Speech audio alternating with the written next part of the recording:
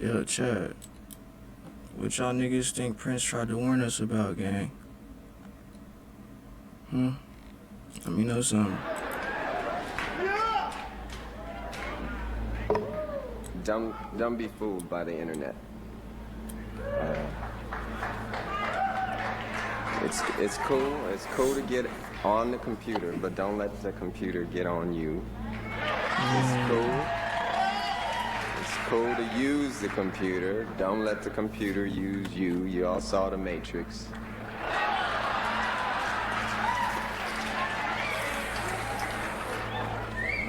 There's a war going on. The battlefield's in the mind. And the prize is the soul. So, just be careful. Be very careful. Thank you. I fucks with Prince, It's bro. October 9th. Even though gang was doing fruity shit with his ass cheeks out. Man, come on, that's the rock star aesthetic.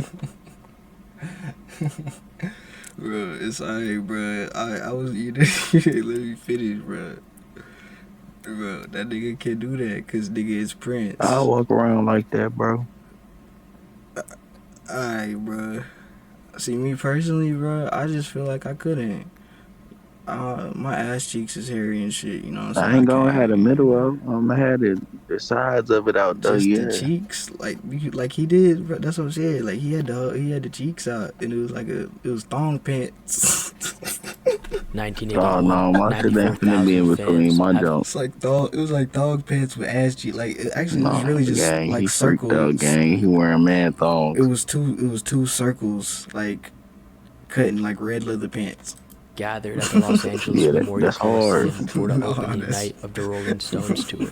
But before Mick Jagger's performance, crazy, a 22-year-old black man dressed in a trench He got coat, it, though. He bikini can do briefs, that. and high heels walks onto the stage and starts playing his guitar, leaving the crowd wondering, who the fuck was this guy? His name Fucking was Prince, but in his head, he was already a king. But the crowd's confusion quickly turned to anger as Prince began playing his first song of the night. How you feel about that nigga Playboy Max trying to get niggas to call him Prince? You think he trying to Man, I don't know. You think he's trying to jock the wave, or you think he's even listening to Prince? I bet he's probably not even Fuck that, he listening to Prince, jocking. but it is what it is. It's still cool though. Fuck, shout out Playboy Max, that nigga cool. They had paid good money for their tickets and had waited hours for the show to begin. And now this is what they got? Beer cans, bottles, all types of food, and even shoes started coming towards the stage from all different directions, along with racial and homophobic slurs. Imagine 94,000 people throwing food at each other. It was the craziest thing I'd ever seen in my life. I got hit in the shoulder with a bag of fried chicken. Then my guitar got knocked out of Is that racist? Yes, nigga. A bag of fried? Where did you even get a bag of fried chicken? Did they? I'm saying. Did they know Prince was coming? It was just like, shit, I'm finna hit this black faggot. Ooh, I shouldn't have said that. That's what they was thinking. Ooh, I shouldn't have said that. I was finna go even worse. Bro, I hope they can't ban me. Cause I'm like, you feel me? Tuned by a large grapefruit, recalled Brown Mark, who was up on stage playing bass with Prince that night. And after just 15 minutes, getting through only 4 songs, Prince ran off the stage, humiliated and in tears. That same night, he caught a flight home to Minneapolis, despite being scheduled to open for the Stones again in just 2 days. Mick Jagger called Prince after the incident, saying, Do you see this fucking crowd, dude? if you get to be a really big headliner, you have to be prepared That shit is insane. Nigga, nigga, that shit's crazy. for people to throw bottles at you every night. Jagger would ultimately convince Prince to come back to LA in time for the next show on October 11th, but Prince wouldn't change a thing about his performance or appearance. And according to keyboardist Lisa Coleman, things didn't go much better. We hit the stage and it was like a blood sport. The second day, they had actually planned it. Let's boo these people. They'd brought things. shoes, apples, oranges. What was supposed to be Prince's big moment ended up being a complete embarrassment, rather than being an opportunity to cross over and appeal to a new audience as he had imagined. These people did not accept him, nor were they interested in his music at all. In fact, Prince said he could even see the hatred in their eyes, something he had never experienced before. In spite of this, he wouldn't let these events break him. He wouldn't let their hatred or resistance stop him. Nor would he change his character, appearance, or music to try and appeal to these guys. Instead, this would be the fuel that ignited the fire inside of him. One time I opened for the Rolling Stones. Roku's self-serve ads platform. It's easier than ever with Ads Manager. Sign up today. Look at her. Holy guacamole.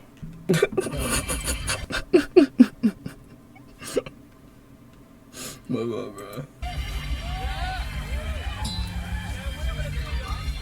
I got booed off the stage. Perhaps I should have played that shit.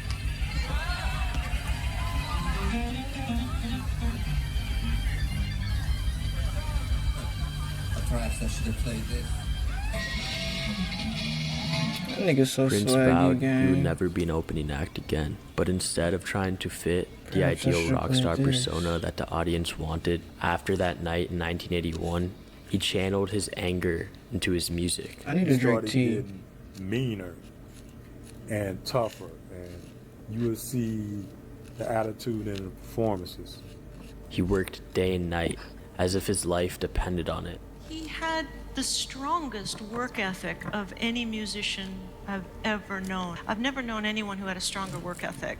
I think he felt obligated to use the opportunity that he'd been given. Vocals, drums, bass, keyboards. Prince did everything you're supposed to himself. do whenever- This is back in the day when you actually had to play live That was instruments to God's purpose record, for which meant you'd yeah. usually hire session musicians. But Prince was different. He wanted complete control over every aspect of his creative process, and he moved at speeds that others couldn't keep up with.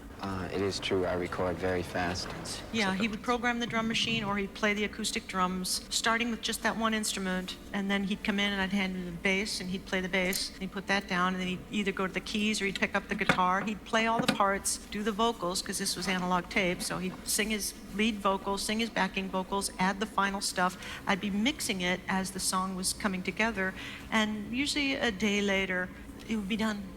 The song would be done, we'd print it, and then we'd move on. And his real breakthrough into the mainstream would come just a year later with the release of his album 1999. As a black man in the 80s, he pushed the norms with his audacious appearance and personality. He was trying to do something that had never been done before. He didn't want to be just any rock star. He wanted to be the best. So while on tour for his 1999 album, if he wasn't on stage performing, he was recording more music. If we were not on tour, we did rehearsals during the day, and then we recorded at night. If we were on tour, this guy would play a 4-hour sound check often. Not a 15-minute sound check like most rock stars do. He'd get on stage for 4 hours just because, it's a stage and there's instruments and there's a PA, so why not just get up there and play? Play for hours, take the mandatory dinner break while they have doors, the audience comes in, and this is like in a 14,000 seat arena, play a 2.5-hour show, and then he'd get off the stage close to midnight, and now it's time for the night to begin. We would either go to an after party, and he would play the after party till the sun came up. You think she was getting slayed at the after party? You think Prince slayed that little shit?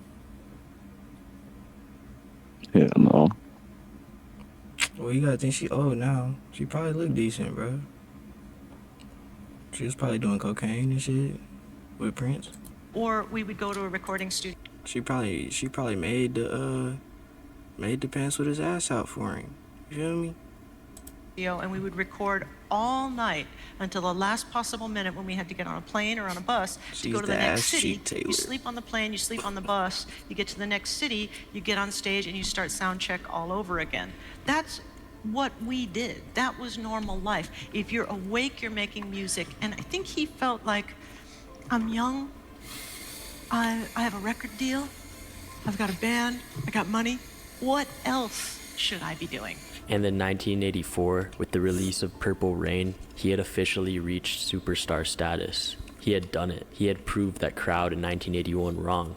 But the man never stopped making music. Over the course of his lifetime, he would put out 39 studio albums, not with a band or any session musicians to help, but just one other sound engineer and himself.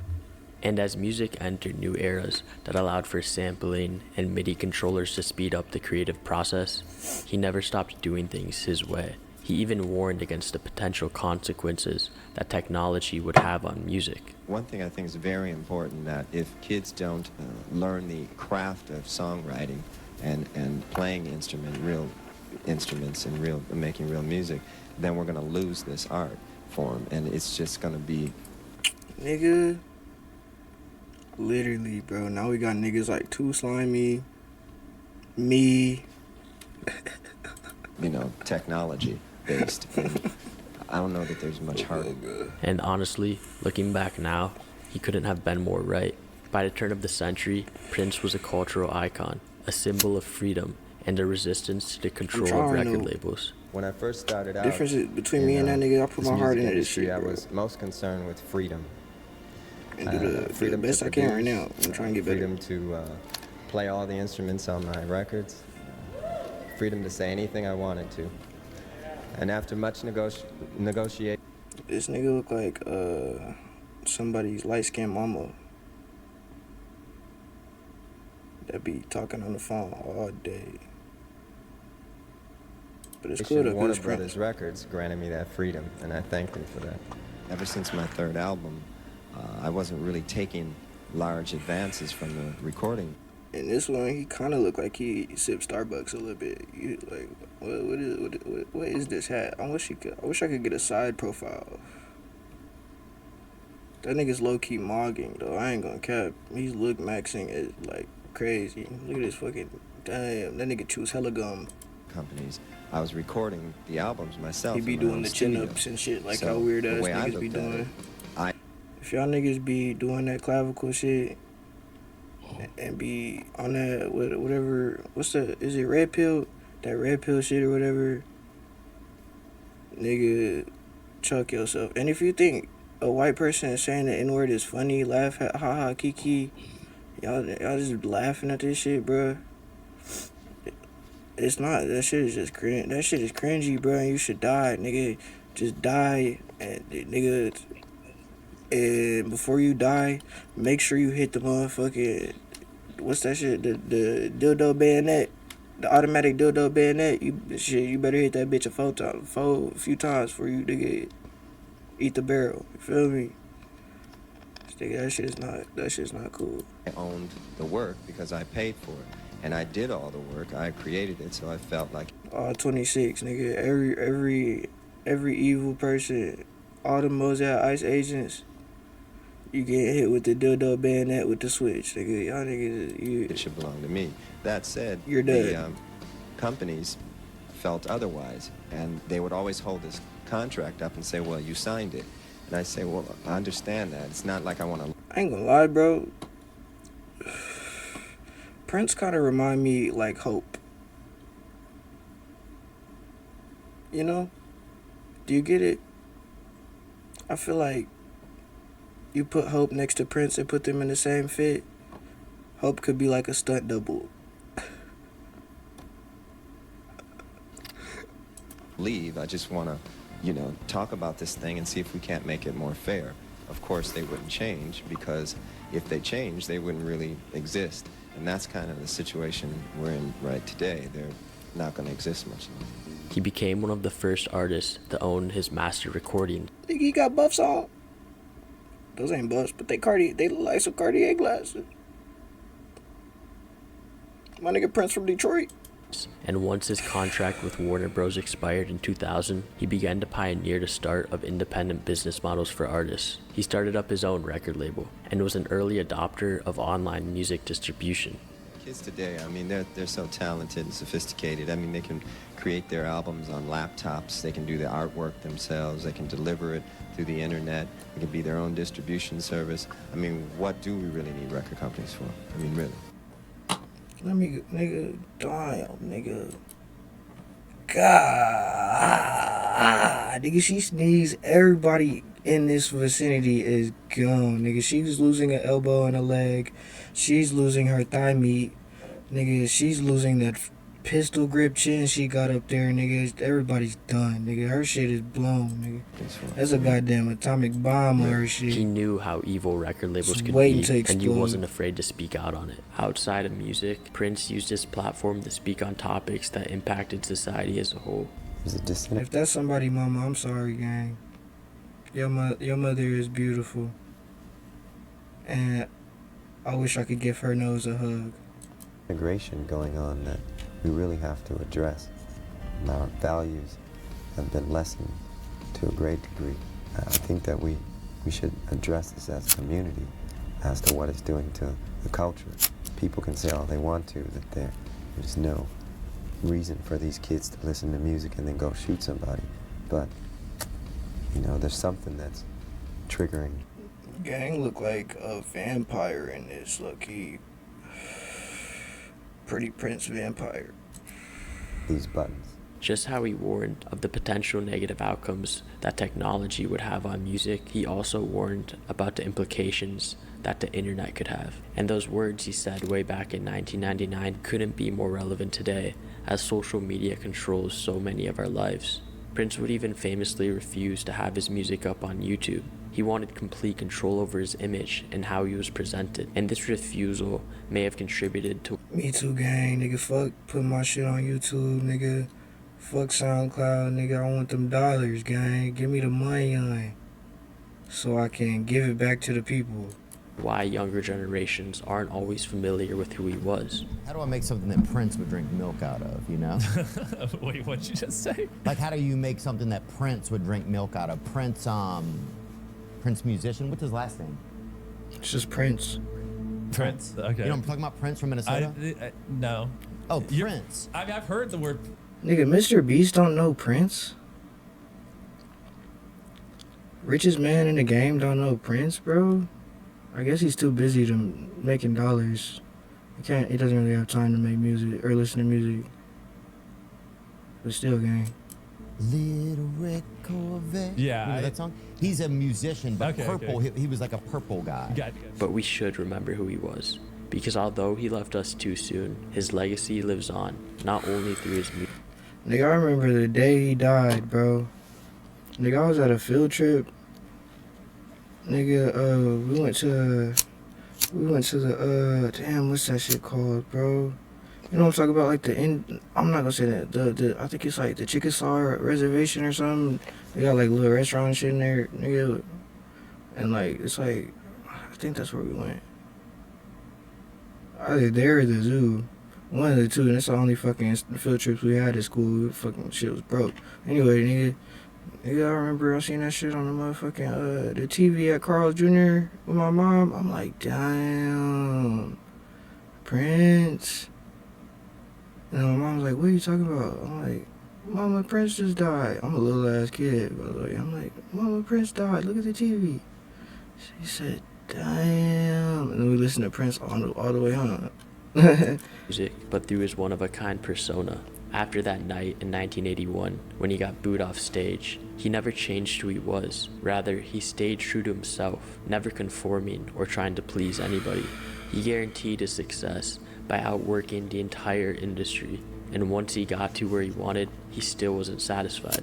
In a world full of artists who do what they're told, Prince could never be silenced. He spoke for what he believed in and expressed how he saw the world. The predictions he made on technology and the internet were ahead of his time, and I can only imagine what he would have to say now with the rise of AI in music. So we must look back at who Prince was, a prime example of what a true artist should look like. Yo, you think if Prince was alive right now, he would make a song with Skywater?